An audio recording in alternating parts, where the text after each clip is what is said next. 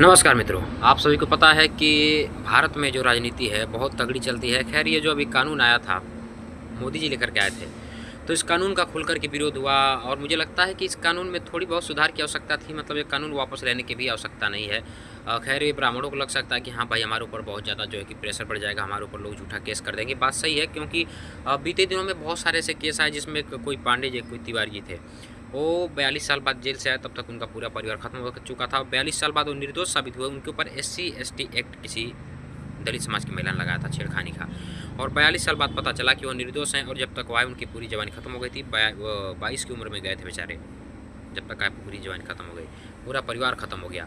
तो ये गलत कानून है। कानून को इस पर छानबीन करनी चाहिए, फिर उसके बाद जो है सज़ा देनी चाहिए। यूँ ही नहीं किसी के कहने पे कर देना चाहिए, क्योंकि इनके अंदर जलन की भावना होती है छोटी जातियों के लोगों के अंदर की अगले को कैसे रेल दूँ। सबके अंदर नहीं, कुछ लोग होते हैं चुनिंदे जिनके अंदर ये भावना होती है कि मैं इनसे बदला कैसे लूँ या इनका सर्वनाश कैसे करूँ, इनका विनाश कैसे करूँ। तो उनको डर हो गया कि अभी SC/ST हमारे ऊपर चढ़ी है, फिर OBC चढ़ने लगी तो और गड़बड़ जाएगा। और उन्होंने इस पर यह भी कहा कि क्या OBC छोटे जातियों को नहीं चिढ़ाती है।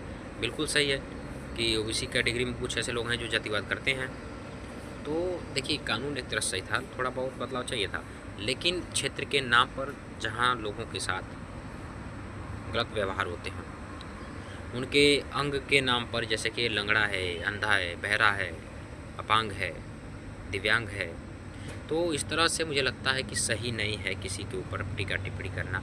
और जो लोग रैंकिंग के नाम पर ऐसे चुतियापा करते हैं, निश्चित रूप से उनके माता पिता भी वैसे गंदे नाली के कीड़े के की पैदाइश करके पछताते होंगे, या उनके व्यवहार ही ऐसे होंगे तो उन्होंने अपने बच्चे में ट्रांसफ़र कर दिए होंगे। तो ये मतलब बहुत गलत है किसी को इस तरह से चिढ़ाना। तो इसी को लेकर के मोदी जी कानून लाए थे। अब क्यों लाए थे?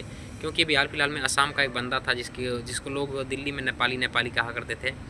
हाल फिलहाल में उसने मार पिटाई की, आत्महत्या कर लिया, हत्या हो गई उसकी बेचारे की।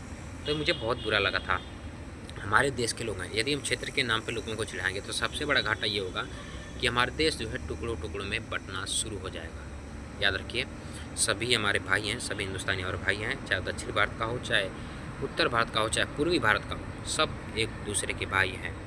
शकल सूरत और फिर क्षेत्र के नाम पर लोगों को चिढ़ाना है, लोगों को बांटना बिल्कुल भी नहीं सही है।